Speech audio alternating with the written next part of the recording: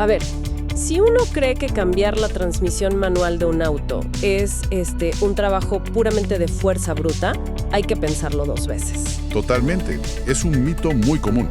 Porque a menudo, digamos, cuando imaginamos la mecánica automotriz pesada, la mente viaja inmediatamente a una escena de taller típica. Ya sabes, llaves gigantes, martillos, sudor. Ajá, y un esfuerzo físico tremendo para aflojar tuercas oxidadas.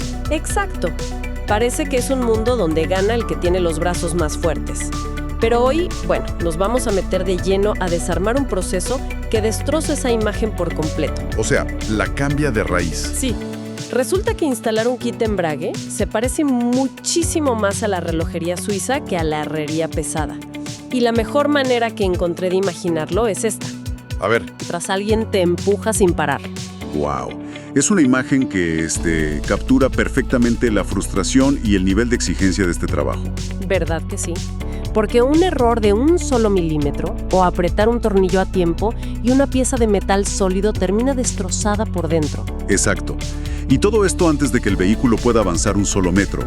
Para entender por qué la tolerancia a los errores es 0, hay que mirar el embrague de otra forma. No como un simple repuesto. Claro, no es solo un disco de repuesto. Es el puente de comunicación directa entre la fuerza explosiva del motor y las ruedas de tracción. Suena a que soporta muchísima presión. Muchísima. Su función es tomar la energía masiva del cigüeñal y transferirla a la caja de velocidades mediante una fricción mecánica hipercontrolada. O sea, estamos hablando de componentes de acero pesado que van a estar girando a 3.000 o 4.000 revoluciones por minuto. Y bajo un calor extremo, exacto. Entonces, si ese puente queda desalineado, aunque sea por una fracción nanométrica, la vibración inicial va a ser incómoda. Me imagino, pero no se queda solo en incomodidad, ¿verdad? Para nada. La fuerza centrífuga y el desequilibrio van a devorar los componentes internos de manera catastrófica.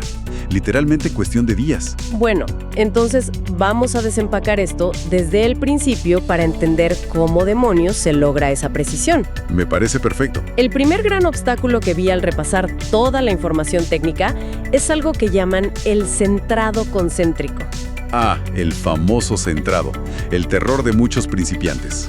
Básicamente, tienes el disco de embrague que debe quedar levitando en el centro exacto. Y perfectamente alineado con el motor antes de que lo aprisiones con la prensa. Así es, no puede quedar ni un poco caído. Y aquí es donde entran las herramientas raras. Hay algo llamado centrador universal. ¿Cómo logra exactamente un pedazo de plástico o metal encontrar el centro perfecto de un disco que está suelto? Bueno, el truco del centrador universal está en su geometría expansible. Imagina que el disco de embrague tiene en su centro un orificio con dientes. Ajá, lo que las fuentes llaman el cubo estriado, ¿no? Exactamente. Sería algo muy similar al engranaje central de la rueda trasera de una bicicleta, un anillo metálico con estrías por dentro. Claro, ya me lo imagino. Lo que hace esta herramienta es insertarse en ese orificio y, mediante un mecanismo de rosca, expande unos conos hacia afuera. Ah, o sea que se abre adentro. Totalmente. Es como si abrieras un pequeño paraguas dentro de ese agujero. Al expandirse, se aferra a todos los dientes del disco al mismo tiempo, inmovilizándolo en su propio eje. ¡Wow! ¿Y luego asumo que se apoya en otra parte para mantenerlo recto? Sí, la herramienta se apoya contra el plato de presión. Al hacer esto, crea un eje temporal falso, pero perfecto. Y eso garantiza que cuando atornilles todo al motor, el centro de ese disco apunte milimétricamente al centro del cigüeñal. Exacto. Es una solución de ingeniería brillante pero muy simple. Pero claro, a ver, no todo el mundo tiene ese paraguas expansible a la mano en el taller de su casa. No, casi nadie lo tiene si no se dedica a eso. Y aquí es donde me encontré con algo que me pareció fascinante. Una especie de método artesanal que, sinceramente, suena completamente a locura. Me imagino que hablas del método táctil. Sí, le llaman el método táctil de los 6 puntos. Quienes no tienen la herramienta, básicamente colocan los tornillos apenas sueltos para que el disco todavía pueda moverse. Ajá, y meten los dedos. Literal. Empujan el disco a través de las ventanitas que quedan abiertas entre las piezas metálicas hasta que sienten que el borde del disco está a ras con el borde de la prensa. Sí, es un trabajo de muchísima sensibilidad. Pero es que lo hacen palpando 6 puntos alrededor del círculo, o sea, como si estuvieran leyendo braille mecánico. ¿Esto realmente funciona o es un mito de taller viejo? O sea, funciona de manera impecable. Y es un testimonio increíble de la sensibilidad humana compensando la falta de un instrumento de medición. Pero ¿cómo puedes estar seguro de que estás centrado solo tocando los bordes? Porque la matemática detrás de esto es simple. El plato de presión y el disco de embrague están fabricados para compartir exactamente el mismo diámetro exterior. Ah, claro. Tienen el mismo tamaño por fuera. Exacto. Si utilizas el tacto, que por cierto es capaz de detectar desniveles de fracciones de milímetro, y confirmas que no hay un escalón entre ambas piezas en esos 6 puntos cardinales, la geometría dicta que el disco está forzosamente en el centro. Tal cual. Sin embargo, hay que decirlo, es un ejercicio de paciencia monumental y de empatía mecánica pura. Me imagino que cualquier movimiento en falso arruina todo. Requiere una mano muy estable. Porque si al ir a apretar el tornillo mueves el disco 1 milímetro, adiós, todo el trabajo se arruina y toca empezar de nuevo. Sinceramente, hacer eso a ciegas con los dedos suena agotador. Y leyendo sobre los atajos que a veces se toman para evitar esto, hay uno que me llamó mucho la atención. A ver, ¿cuál?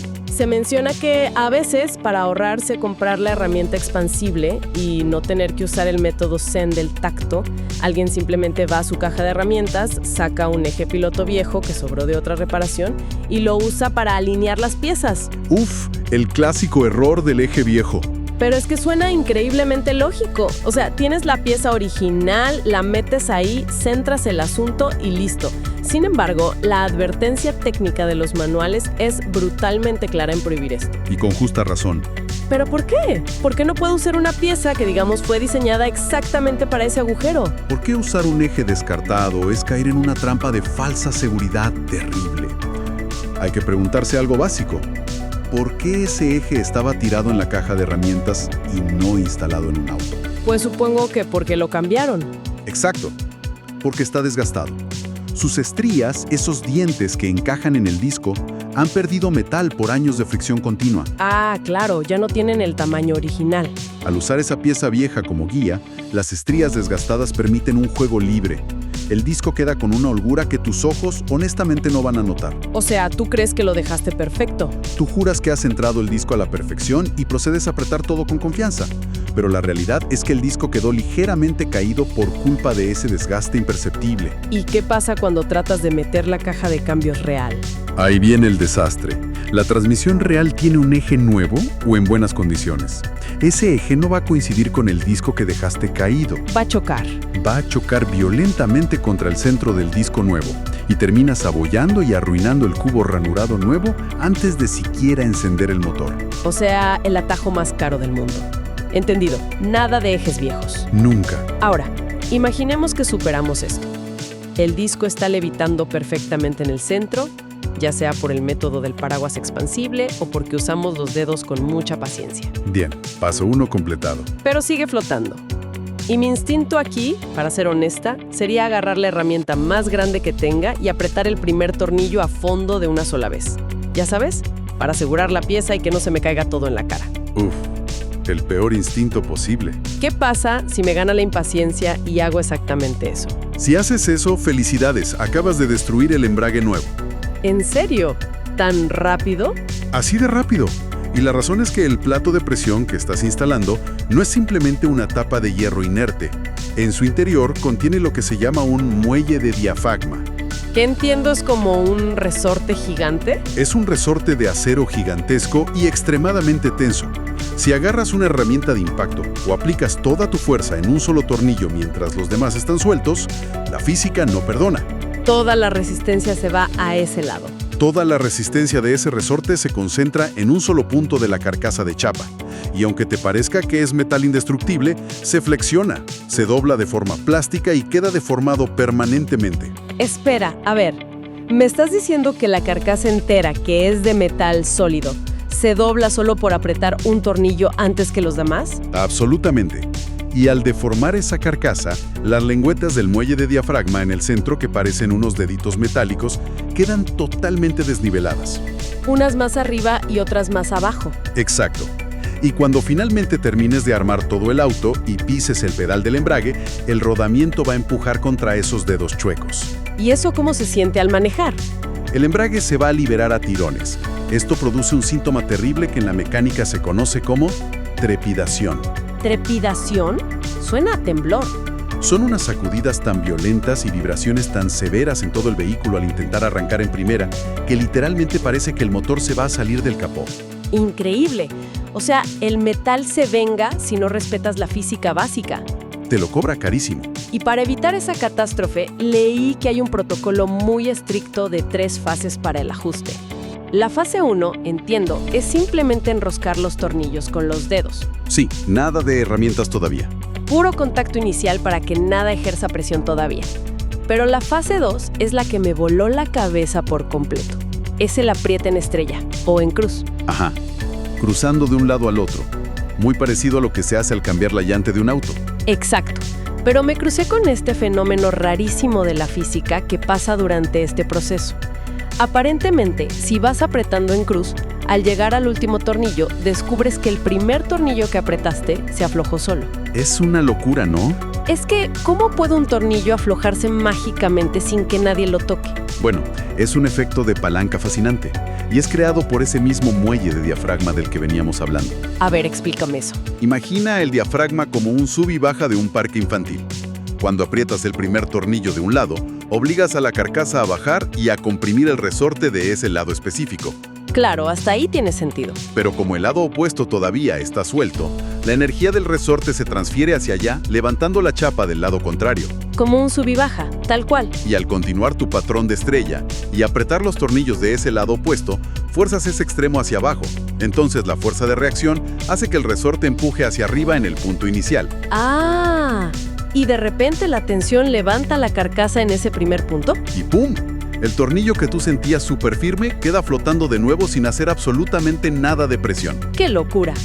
Es como si la pieza estuviera viva y respirando mientras la intentas domar. Oye, es una excelente forma de verlo. Por eso el patrón de estrella no es algo que se hace una sola vez y ya. Hay que darle varias vueltas. Es un ciclo que debe repetirse meticulosamente, dando un cuartico de vuelta a cada tornillo, sintiendo la tensión a mano hasta que toda la placa baje milímetro a milímetro de manera paralela. Ningún lado puede bajar más rápido que el otro. Exactamente. Esa es la regla de oro de la fase 2. Lo cual nos lleva a la fase 3. Digamos que ya bajó todo parejo y es momento del torque final. Aquí es donde nos ponemos serios. Sí, aquí dejamos la sensibilidad táctil a un lado y pasamos a la ciencia estricta. Entiendo que se usa una llave dinamométrica o un torquímetro. Cero adivinanzas. Cero al tanteo, sí. Veo en los manuales que se aplican incrementos de fuerza muy específicos, generalmente de 10 en 10 Nm, porque la presión tiene que ser matemáticamente idéntica en cada punto para que el disco libere y agarre sin saltos. Es un ritual, lo sé, pero todo es para atrapar ese disco de forma perfecta. Todo un ritual, literal. Y en los sistemas modernos esto es aún más crítico, te digo. Existen embragues autoajustables que requieren herramientas adicionales que comprimen el resorte desde el centro, antes de que siquiera toques los tornillos. ¡Wow! Cada vez se pone más complejo. Todo gira en torno a esa regla fundamental. Jamás debes usar los tornillos de fijación para vencer la resistencia elástica de ese sistema de manera irregular. Bien, digamos que hemos centrado el disco, lidiamos con el resorte rebelde sin doblar la carcasa y le dimos el torque científico exacto. La alineación está perfecta a nivel microscópico en este punto. Pero ahora llega lo que considero el jefe final de toda esta operación. Porque tenemos que agarrar una transmisión que pesa fácilmente 30 kilos, a veces más. Oh, sí, bastante más a veces. Y hay que levantarla bajo el chasis del vehículo y conectarla al motor sin arruinar todo el trabajo fino que acabamos de hacer. Es la parte más tensa. O sea, para esto se requiere la fuerza de la parte superior del cuerpo de alguien que levanta pesas, pero con el pulso y las manos de quien hace neurocirugía. Es una contradicción enorme, ¿sí? Y la realidad es que la fuerza bruta humana no sirve aquí. No basta con ser muy fuerte. Para nada. Querer alinear a pulso 30 kilos de metal oscilante es la receta garantizada para el desastre.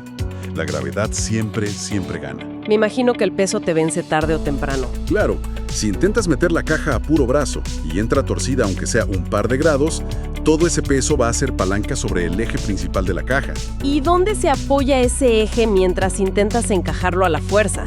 Pues directamente sobre el cubo del disco nuevo que acabamos de centrar con tanto cuidado. Ay, no.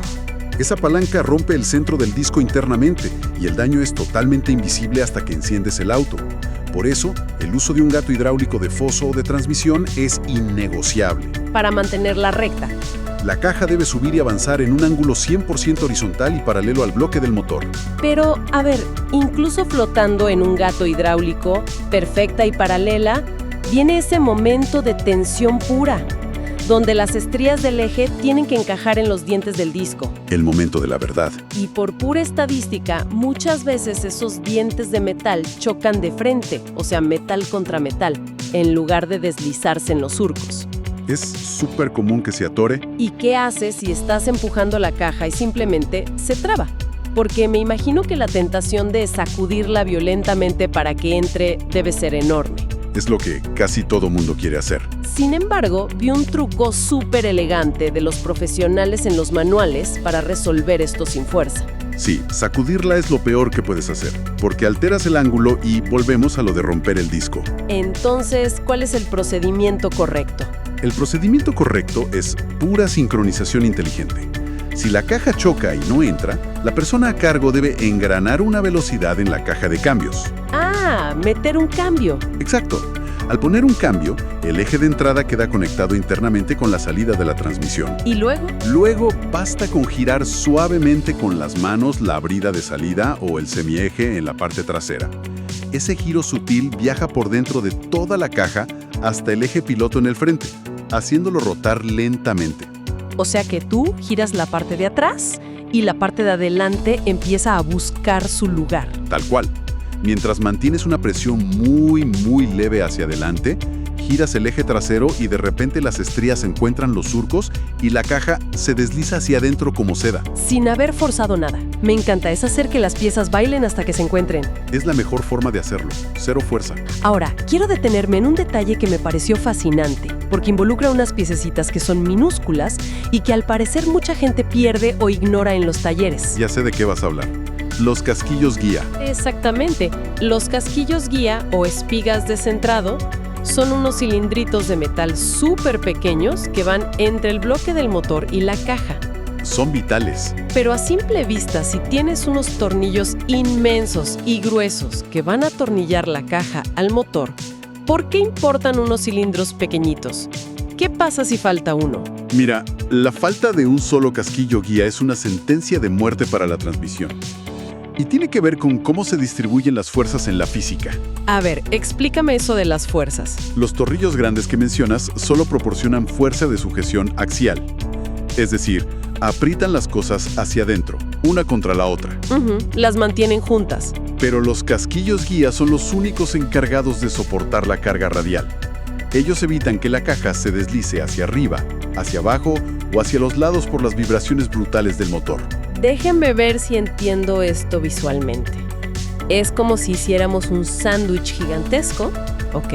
A ver, esa analogía. Los tornillos grandes son tus manos apretando el pan contra la carne y el queso para que no se separen hacia afuera. Esa es la fuerza axial. Ajá, exacto.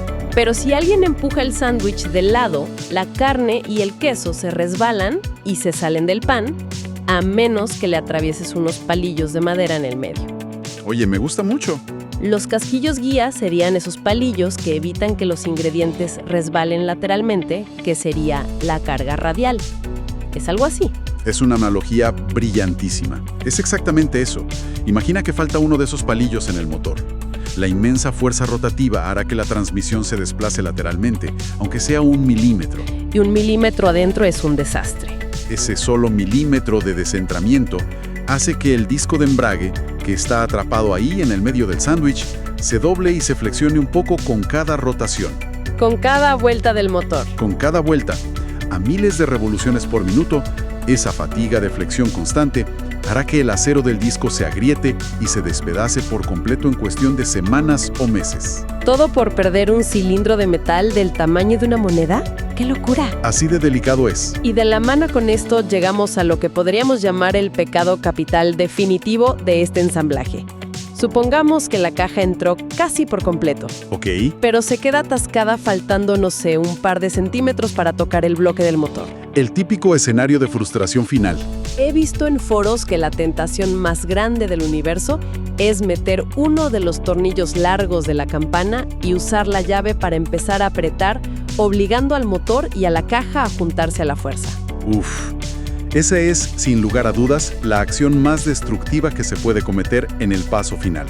El pecado capital. El peor de todos. La regla inquebrantable de la ingeniería automotriz es que la transmisión debe asentar de forma totalmente plana y natural contra el bloque del motor, simplemente empujándola con la mano. O sea, si hay resistencia, es por algo. Si existe resistencia antes de que las dos superficies metálicas hagan contacto pleno, es una advertencia clarísima de que algo está interfiriendo. Puede que el eje no haya entrado bien o que un cable esté pellizcado. ¿Y si decides ignorar la advertencia y le metes el tornillo? Si usas la inmensa fuerza mecánica de los tornillos para cerrar esa brecha a la fuerza, la presión va a colapsar y deformar la chapa de arrastre del disco nuevo irremediablemente.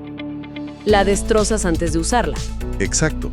Una vez que encuentras y corriges el bloqueo y la caja asienta plana por sí sola, lo correcto es colocar siempre primero los tornillos superiores, ¿Por qué los de arriba primero? para asegurarte de que el peso de la caja no la haga colgar hacia atrás, lo que, sorpresa, también doblaría el disco. ¡Wow! Vaya viaje mental hemos hecho hoy. Lo que al principio parecía una simple labor de desmontar fierros y usar la fuerza para encajar piezas de metal es, en su esencia más pura, una clase maestra de empatía mecánica. Totalmente. Es puro cuidado y precisión. Empezamos hablando del tacto ciego a través de las ventanas de la carcasa para nivelar el disco. Luego vimos la tremenda paciencia del apriete en estrella. Entendiendo que cada tornillo afecta la tensión del lado opuesto, claro. Exacto.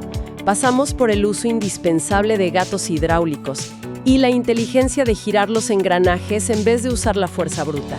Absolutamente cada paso de este proceso converge en una sola misión. Evitar a toda costa la deformación microscópica de los metales. Es una gran síntesis. Pero, y esto es importante para cerrar, hay una revelación técnica adicional que cambia por completo la idea de cuándo se termina realmente este trabajo. ¿A qué te refieres? ¿No termina cuando ajustas el último tornillo? Solemos asumir que todo concluye en el segundo en que se apriete ese tornillo, se bajan los gatos hidráulicos y el auto toca el piso del taller. Sin embargo, los protocolos de ingeniería indican que existe un periodo de asentamiento crucial. Espera, ¿un asentamiento del embrague? Sí, que abarca aproximadamente los primeros 500 kilómetros de conducción en la ciudad.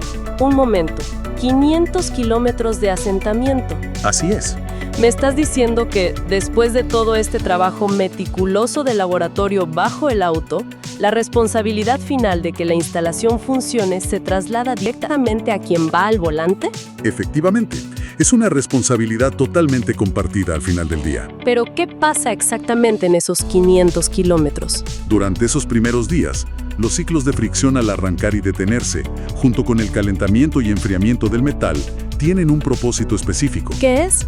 Micropulir y adaptar la superficie virgen del disco de fricción nuevo contra el metal del volante de inercia. Es lo que en la industria llamamos una consolidación molecular. Consolidación molecular. Suena súper avanzado. Lo es. Si en esos primeros días la persona al volante somete el vehículo a aceleraciones bruscas, a arranques súper agresivos o a llevar cargas pesadas, el material de fricción se sobrecalienta antes de haberse pulido. Ay, asumo que eso no tiene arreglo. No, se cristaliza. Crea una superficie dura, cristalina y resbaladiza que arruinará la capacidad de agarre del embrague para siempre. Empezará a patinar. ¡Wow! Así que esos primeros días de conducción extremadamente suave y cuidadosa no son un simple consejo amable del mecánico. Para nada. Son, a todos los efectos, el paso final y definitivo de la instalación mecánica. ¡Qué manera increíble y reveladora de cerrar el círculo! La verdad es que sí, es un proceso fascinante de principio a fin. Todo este trabajo obsesivo, milimétrico, que empieza en la oscuridad, debajo de un chasis, tratando de alinear una aguja imaginaria con métodos táctiles y geometría estricta, termina en el asfalto. Y exige exactamente la misma paciencia y sensibilidad por parte de quien tiene las llaves del vehículo. Totalmente. Agradecemos profundamente el tiempo de quienes nos escuchan y nos acompañan para adentrarse en estos temas con nosotros. Ha sido un gusto desarmar todo esto. Sí, seguiremos desarmando, literal y figurativamente, las leyes invisibles que gobiernan el mundo técnico que nos rodea. Y mientras asimilamos esta idea de la consolidación molecular de 500 kilómetros, nos deja mucho en qué pensar, ¿no? Muchísimo. Si el rendimiento perfecto de una máquina de acero construida para soportar toneladas de presión depende de cómo la tratemos con suavidad y respeto durante sus primeros días de vida útil, ¿qué otras cosas en nuestro día a día, ya sean sistemas, proyectos o incluso relaciones, requerirán ese mismo periodo de gracia y asentamiento antes de poder exigirles su máximo potencial? Qué buena pregunta. Para llevarse hoy. Pues ahí se las dejamos. Hasta